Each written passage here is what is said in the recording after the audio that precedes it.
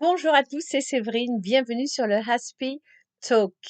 Aujourd'hui, je vous parle de mon tourbillon et qui a fêté ses 10 ans samedi. J'avais envie de vous parler, voilà, de son parcours TDAH, mais également de la très grande décision qu'on a prise qui va changer sa vie. Alors voilà, un podcast qui est à la fois instructif et positif.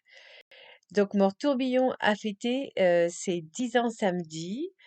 Comment va-t-il? Eh bien, il poursuit sa scolarité tout à fait normalement, sans, AVS. Donc je rappelle qu'en fait, il a été diagnostiqué, il avait 3 ans, on a eu beaucoup de chance. Il avait un TDAH très fort. Son TDAH est toujours, présent, mais c'est beaucoup, beaucoup amoindri grâce à la psychomotricité qu'il a pratiquée pendant 5 ans. Là, nous avons arrêté depuis 2 ans parce que ça commençait à coûter cher. Donc c'est la psychomotricité lui a permis vraiment d'apprendre à se canaliser, d'apprendre à développer d'autres compétences. Enfin, c'est vraiment je recommande la psychomotricité. Malheureusement, ce n'est pas remboursé quand c'est dans le privé et vraiment, c'est pour moi la meilleure pratique pour, aider les enfants de TDAH, voilà, à apprendre à gérer leur impulsivité, apprendre à se poser. Moi, je sais que mon tourbillon, au départ, il avait des gros, gros problèmes de graphisme. Et en fait, maintenant, c'est épatant. Il est super soigneux, il écrit très bien, il tient très, très bien son cahier. Donc, il a aucun problème pour suivre à l'école. Par contre, au niveau du comportement, où est-ce qu'on en est?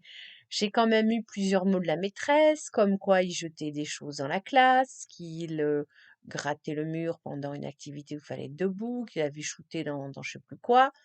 Donc voilà, là, c'est quand même des activités, enfin pardon, des attitudes typiquement TDAH. Donc moi, si vous voulez, ce que je fais, c'est que j'essaye comme il a 10 ans, mais ça fait déjà un moment que je le fais, de faire en sorte que mon tourbillon comprenne son trouble, qu'il comprenne pourquoi parfois, voilà, il se fait gronder, pourquoi il peut avoir des punitions.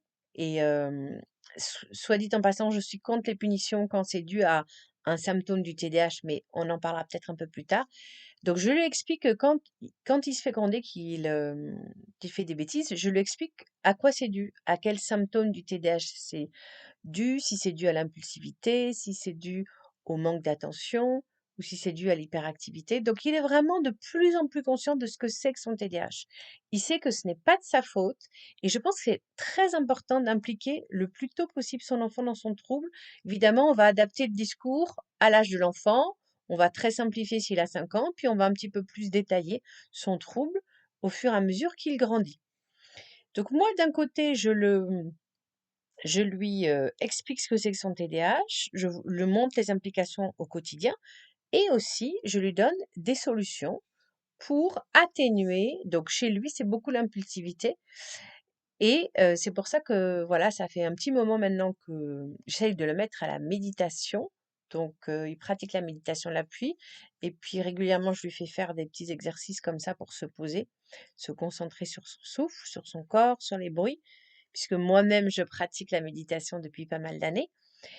Et c'est très important pour les enfants de TDAH d'avoir une activité comme ça, comme la méditation. D'autres vont peut-être faire la sophrologie, je ne sais pas. Enfin, moi, c'est la méditation vraiment que je connais bien, que je maîtrise.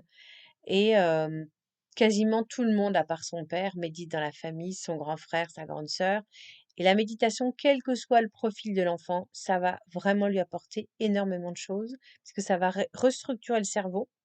Or, il faut savoir que le TDAH, c'est un trouble neurologique, c'est-à-dire qu'il y a un câblage du cerveau, pour schématiser, qui est différent du câblage normal, d'où l'hyperactivité, d'où les problèmes d'attention, d'où l'impulsivité. Donc, la méditation, c'est la pratique reine pour remettre un petit peu les choses en place. Et ça permet aussi de se poser, de souffler, d'équilibrer son humeur, parce qu'il y a beaucoup, beaucoup comme ça de sauts d'humeur chez les enfants TDAH. Donc c'est ça qu'on essaye de mettre en place. Et voilà, donc mon fils a fêté ses 10 ans et c'était très important pour lui qu'on marque le coup. Et c'est vrai que les enfants TDAH adorent les fêtes. Et c'est très important de célébrer les fêtes dignement parce qu'on leur demande déjà beaucoup d'efforts au quotidien. Donc moi, j'avais fait un gâteau, un cake au chocolat et il a voulu participer, il a voulu le faire avec moi, donc ça c'est super parce que mon fils il aime comme ça cuisiner et et c'est important voilà de lui montrer que bah, je l'acceptais, que je considérais qu'il était capable de m'aider et après j'ai gardé quand même une partie secrète, c'était la décoration, donc j'avais prévu une déco spéciale et donc j'ai envoyé sa grande sœur en fait acheter, la déco, puis c'est elle qui l'a faite. Donc ça, il y avait le petit côté un petit peu secret. Parce que je trouvais ça important, voilà, dans une fête qu'il y ait un petit côté secret. Et et lui il me disait: «Oui, j'espère que vous avez prévu un super truc et tout». Et il s'est trouvé que ma fille, en fait, sans le faire exprès, a acheté, je lui ai dit: Achète-lui des ballons». Elle a acheté, vous savez, les ballons, c'est très à la mode, en chiffres et elle lui a acheté un 1 et un 0 géant version argentée. Donc là, il était vraiment super content parce que du coup, ça le met vraiment en avant. Et voilà, on essaye vraiment de lui dire, voilà, maintenant tu as 10 ans, tu es un enfant tu es un grand, tu n'es plus un petit et on va pouvoir te confier de plus en plus de choses. Et la grande nouvelle, c'est que nous allons adopter dimanche un chien. Ça faisait un petit moment que j'y pensais. Et nous avons trouvé un chien à la SPA qui s'appelle Snow, qui a 6 ans. Et c'est un chien qui est vraiment très très gentil, de taille moyenne, parce que voilà, pour mon fils, un petit chien, c'était pas possible parce que je l'ai déjà vu quand on rencontre des chiens, les petits chiens, il les soulève, il les manipule.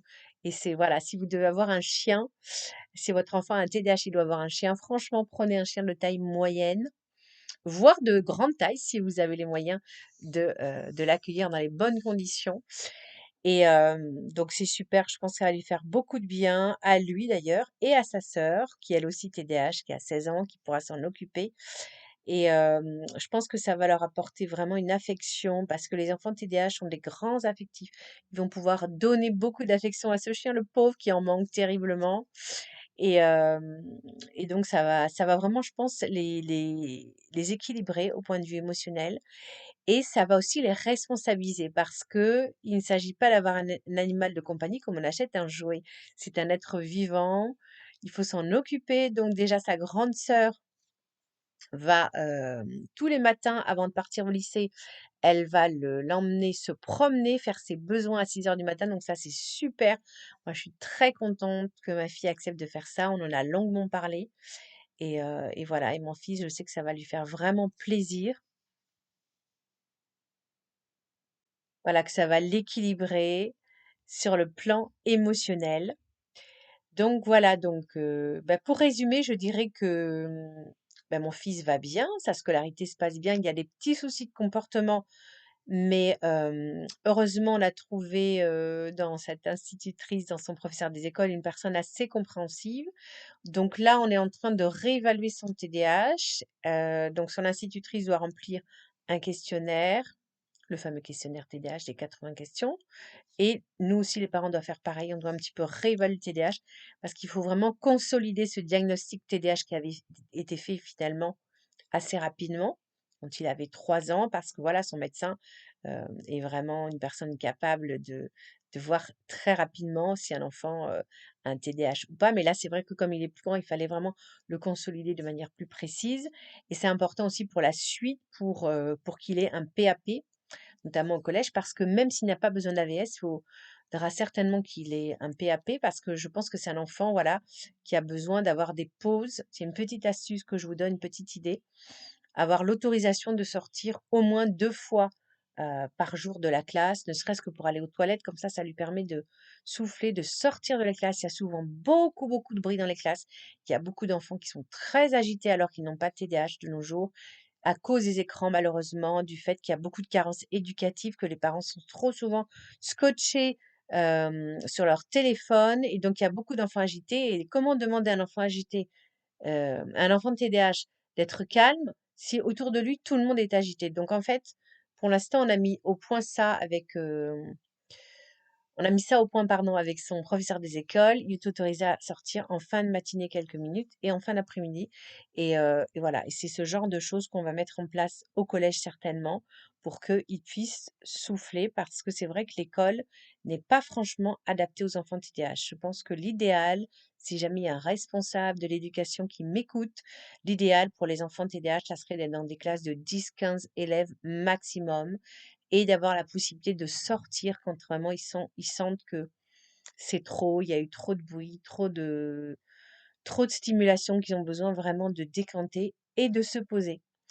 Voilà, j'espère que ce podcast spécial TDAH vous aura donné plein d'idées, vous aura appris plein de choses. Pensez à liker et à partager pour que vraiment un maximum de parents qui ont des enfants TDAH puissent le connaître, ce podcast, et être aidés parce que c'est pas simple d'être parent d'enfants TDAH. Voilà, je vous dis, je vous souhaite une très bonne fin de journée et pensez à activer la petite cloche pour ne manquer aucun de mes nouveaux podcasts. À très bientôt.